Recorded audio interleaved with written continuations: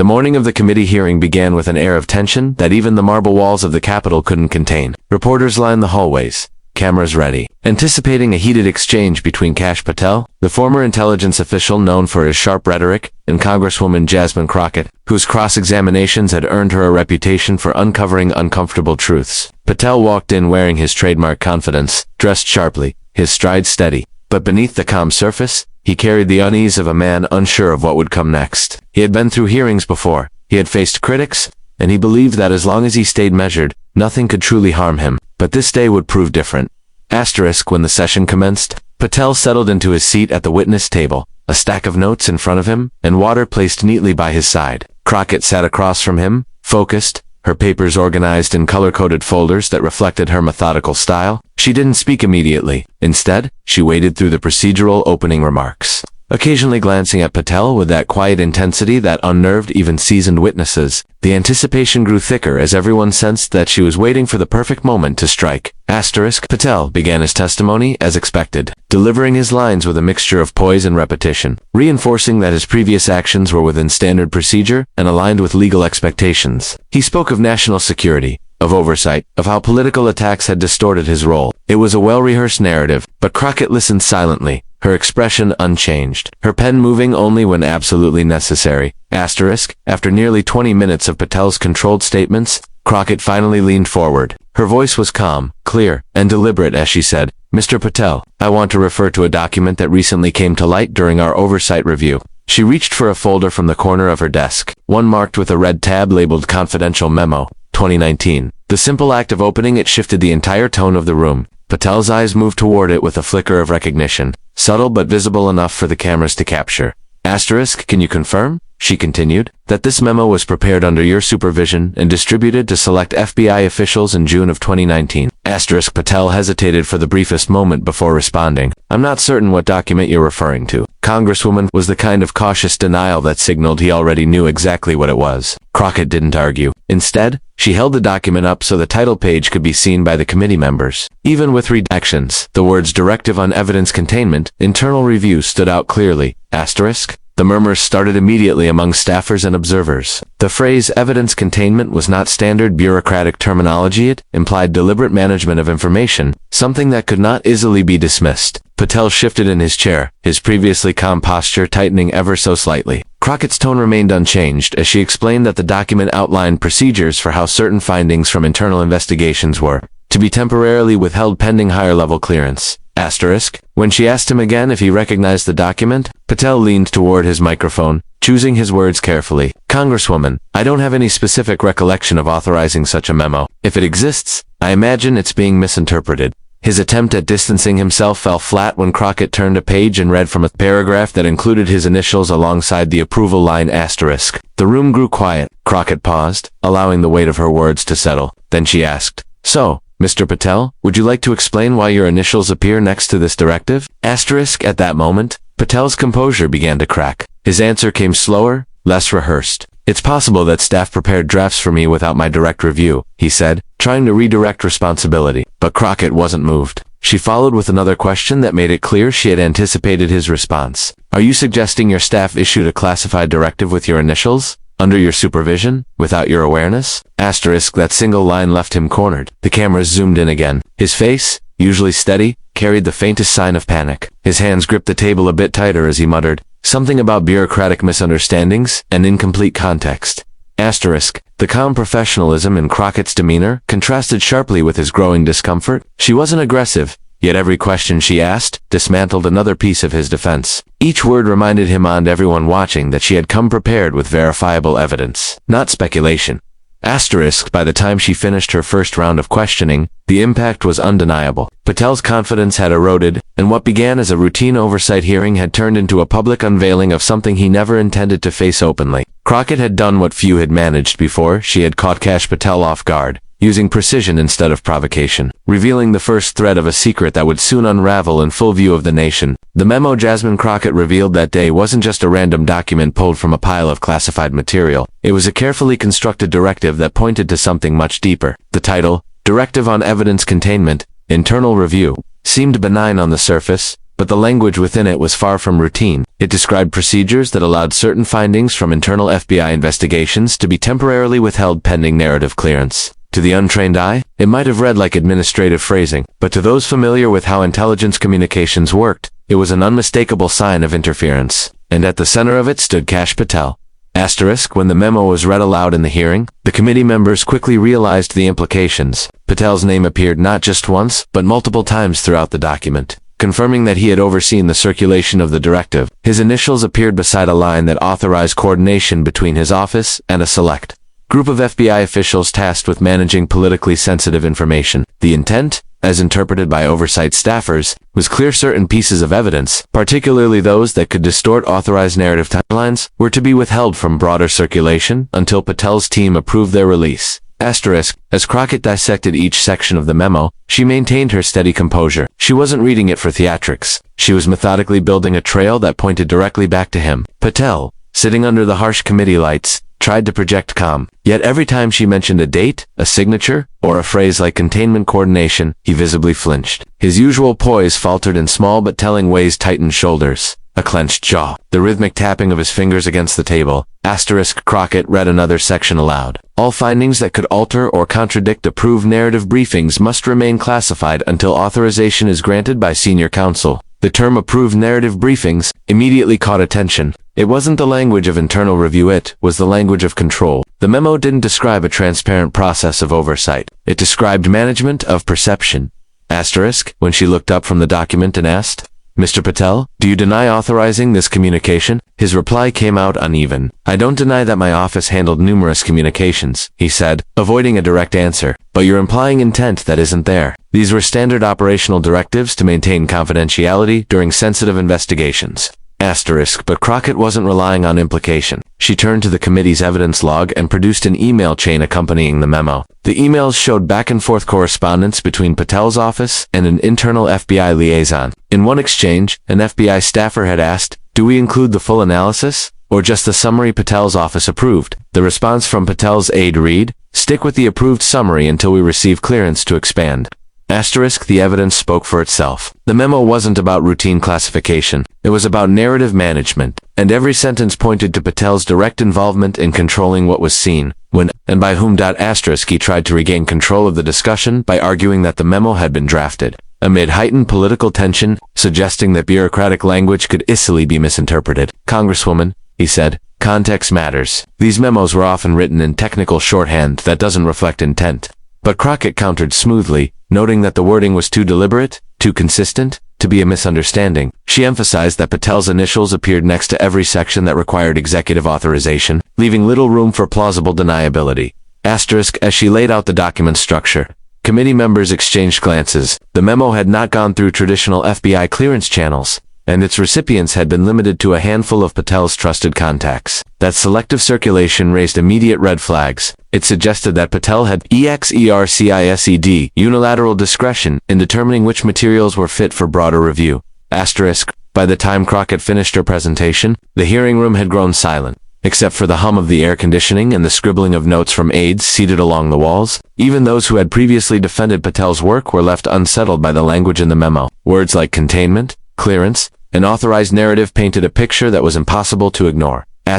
Patel's tone shifted as the session continued. He moved from denial to justification, suggesting that every administration had similar oversight protocols, that managing the flow of sensitive information was part of protecting the integrity of investigations. Yet his explanation fell flat when Crockett reminded him that the directive wasn't issued through normal oversight channels. It was rooted privately, bypassing established review procedures.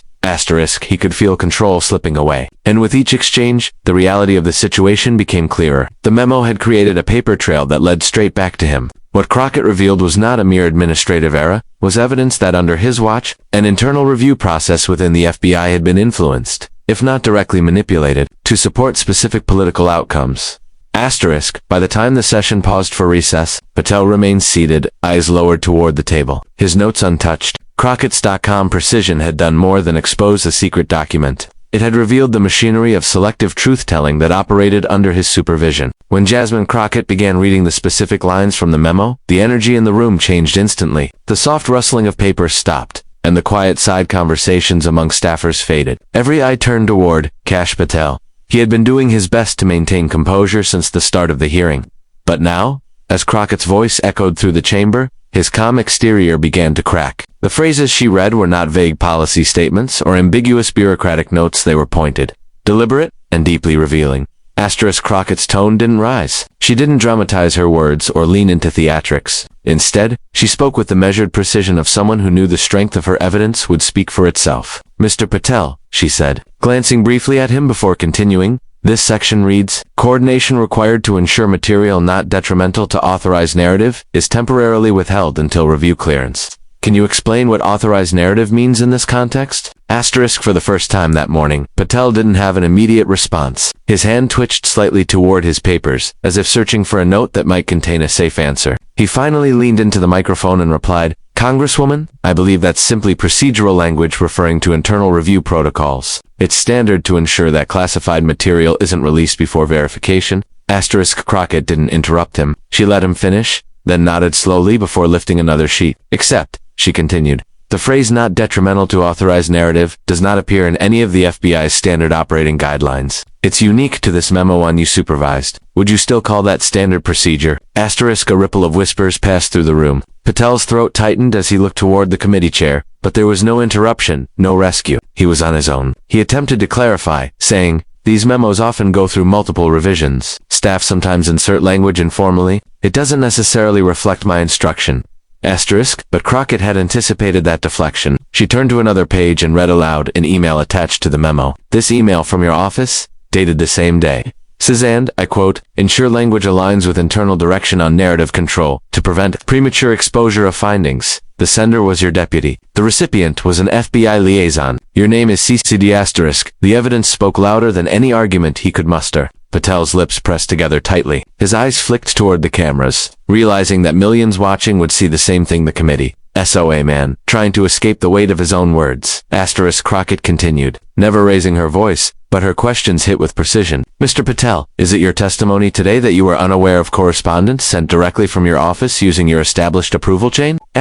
He hesitated, clearly aware that any answer could corner him further. Finally, he muttered, "Congresswoman, I'm saying that communication within complex agencies often involves many intermediaries. I cannot personally verify every draft or exchange." That response drew visible reactions from several committee members. Some leaned back in disbelief. Others exchanged looks that conveyed skepticism. Crockett, unbothered, replied evenly, "Yet, this memo bears your initials, and the attached correspondence shows your direct inclusion. You had control over both the process and the final wording." Patel's frustration began to surface. His tone sharpened as he replied, "You're taking isolated phrases and applying your own interpretation. None of this proves wrongdoing. It's political theater." But Crockett didn't take the bait. She didn't argue. She simply turned to the screen behind her where staff had projected a highlighted section of the memo for all to see. The words glowed on the display. Authorization, required to ensure consistency with approved narratives before external dissemination. She let the sentence linger, then looked back at him and said quietly, "Those are your words, Mr. Patel." The silence afterward was heavier than any accusation could have been. Patel leaned back in his chair, his hand now gripping the edge of the table. His breathing slowed, but his eyes betrayed the tension building inside him. As the questioning continued, his responses became shorter, clipped, and defensive. Gone was the confident tone that had marked his earlier testimony. He stopped elaborating and began resorting to one-line denials. Each time Crockett introduced another supporting document or referenced a corroborating communication, he deflected or claimed misinterpretation. Observers could see the contrast clearly. Crockett's precision against Patel's growing evasive. Where she was steady, he was unsettled. Where she cited specifics, he offered The disparity only deepened the sense that the evidence had weight, and his defense did not. By the time the session neared its midpoint, Patel's discomfort had become impossible to hide. The room's cameras captured every twitch, every sigh, every downward glance. His earlier confidence's trademark composure that once made him a formidable witness had evaporated. The same clarity that had protected him in past hearings now made him look exposed. Crockett concluded her sequence of questions by summarizing what had been laid out. A document authorized under his supervision, written in language foreign to official FBI protocol, suggesting deliberate control over what information the public and oversight bodies could see. The contrast between her calm and his visible unease told the story more powerfully than any accusation could. Kash Patel had faced many hearings before, but never one where the paper trail was this clear, where every evasive word only confirmed what was already known. Each phrase she read out loud stripped another layer of credibility from him, until what remained was not the image of a confident official, but a man cornered by the very memo he once believed. When the hearing finally adjourned for the day, the weight of what had just unfolded lingered in the air long after the gavel struck. The moment Jasmine Crockett revealed Kash Patel's memo, the political and media machinery outside the committee room had already begun to stir. Reporters waiting in the corridor scrambled for copies of the document's summary. Aides whispered into their phones, and news alerts started flashing across major outlets within the hour. Patel remained in his seat longer than usual, staring at the folder in front of him, as if hoping the pages might somehow vanish. The calm authority he carried into the room that morning was gone, replaced by the uneasy realization that the story had escaped his control. As Crockett's questions replayed across networks, analysts began dissecting the memo's phrasing, line by line. Every word she read aloud, the talk of authorized narratives, temporary withholding, and coordination to ensure alignment, was now being broadcast nationwide. Former intelligence officers appeared on panels explaining how unusual those terms were for internal communications. Legal experts weighed in on the implications of withholding evidence for political reasons. The coverage was relentless, and every headline carried Patel's name. Inside his circle, there was confusion and damage control. His former colleagues tried to frame the revelation as a misunderstanding, suggesting the memo was simply part of routine classification practices, but Crockett's presentation had been too methodical, too well-sourced for that narrative to hold. The memo bore Patel's initials, and its language had no precedent in FBI documentation. The authenticity had already been verified by committee staff, leaving little room for speculation.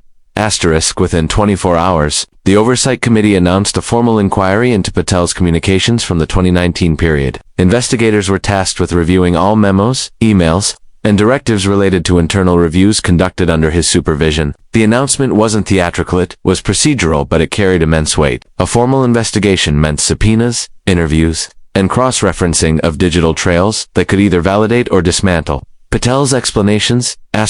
Crockett didn't issue a celebratory statement. Her approach remained consistent, factual, restrained, and professional. She told reporters that her concern wasn't personal, it was about accountability. Yet, everyone understood the significance of what she had achieved. In a single session, she had not only exposed a concealed directive, but also set in motion a process that could redefine how Patel's tenure would be remembered. Patel's allies in the political sphere attempted to rally around him, calling the hearing a partisan ambush, but their efforts faltered against the evidence. The memo wasn't an opinion or a rumor, it was tangible proof, written and signed. Patel himself, when approached by journalists, declined to comment beyond a brief statement, insisting that the memo was mischaracterized and that his work had always prioritized national integrity. But the words rang hollow against the visible discomfort he had shown under Crockett's questioning. The reaction inside the intelligence community was even more telling. Former officials who had worked with Patel privately expressed surprise and concern. The terminology in the memo suggested a deliberate effort to manage investigative outcomes,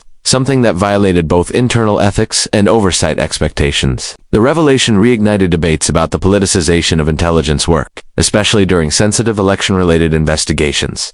In the days that followed, the story dominated headlines. The footage of Patel's faltering response when Crockett confronted him became a defining image. Commentators pointed out how composed she had been, her calm demeanor highlighting his unease. Clips circulated across social media showing her reading the memo's key phrase. While Patel shifted uncomfortably in his seat, the contrast became symbolic. A congresswoman unafraid to confront power, and an official struggling to defend a paper trail that spoke louder than his words. Behind closed doors. Patel reportedly met with legal advisors to prepare for the committee's next steps. He knew the inquiry wouldn't end with that hearing. Every document, every communication, every approval stamp under his oversight would now be examined. For someone who had built a reputation as a strategist who always stayed a step ahead, the sudden loss of control was almost unbearable.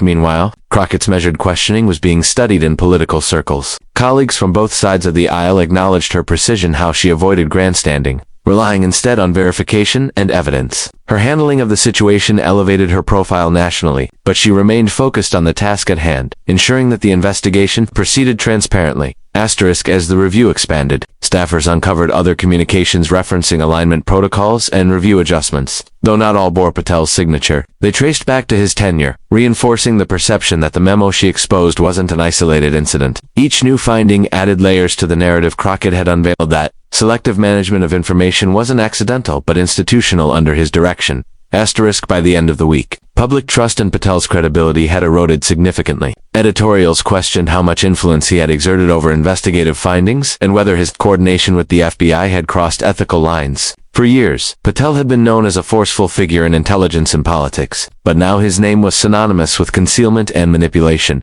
Asterisk, the scene from that hearing, Jasmine Crockett calmly unfolding a memo while Patel struggled to maintain composure, became a defining moment in the oversight record. It wasn't just a clash between a lawmaker and a former official. It was a moment where documentation overcame denial, and a quiet yet decisive act of accountability reshaped the public perception of a man who once believed his internal directives would never be seen outside closed walls. When the hearing room emptied and the lights dimmed, what remained wasn't just the memory of a tense exchange, it was the sense that a threshold had been crossed. Kash Patel had walked in that morning as a man confident in his ability to manage the narrative. For years, he had moved through the machinery of power with precision, always staying just ahead of scrutiny. But Jasmine Crockett's quiet persistence had shifted that balance. She hadn't needed raised voices or spectacle. Her weapon was preparation. And in Washington, nothing dismantles influence faster than evidence placed calmly on the record. Asterisk, the memo she revealed did more than expose Patel's actions. It illuminated a system that had grown too comfortable operating behind closed doors. It forced uncomfortable questions about how political motivations could seep into institutions meant to remain neutral. The phrases Patel once signed off on without much concern, phrases like authorized narrative and containment coordination, had become symbols of manipulation in plain sight. They served as reminders of how language, when shaped by power, can alter truth itself. Asterisk, as coverage spread, Patel's name became the centerpiece of a national discussion about accountability within intelligence work. For every attempt to defend him, there was the document stamped, signed, and undeniable. It didn't need interpretation. The memo's existence was enough to raise doubt, and doubt is the one thing a man in his position could never afford. His reputation as a skilled strategist now carried a shadow, one that even his closest allies couldn't easily explain away. Asterisk, for Jasmine Crockett, the moment wasn't about triumph, it was about validation. She had built her reputation not on theatrics but on precision, on the belief that truth still held weight in a world of spin and evasion. Her questioning reminded the public that oversight isn't performance, it's protection. By exposing what Patel thought would remain hidden, she reaffirmed that even those who once controlled the flow of information could still be held accountable by it. Asterisk, behind the scenes, Patel's team worked tirelessly to control the fallout. Statements were drafted, allies contacted, talking points rehearsed. Yet, the calm certainty that once surrounded him had fractured. Every news cycle brought new scrutiny. Every interview reopened the same question. How much did he know? And how deliberate was his role in shaping the information that reached the public? Asterisk, the story no longer belonged to him. It belonged to the record, to the investigators, and to the public who had watched him stumble when faced with his own words. For a man who once built a career around managing narratives, the irony was inescapable. The narrative now managed him. Asterisk, as the committee prepared to continue its inquiry, the echoes of that day remained Crockett's voice steady, Patel's silence heavy, and a memo that turned from secret to symbol. What began as a simple hearing became a lasting reminder. In the end, truth needs no defense, and even the most guarded walls of power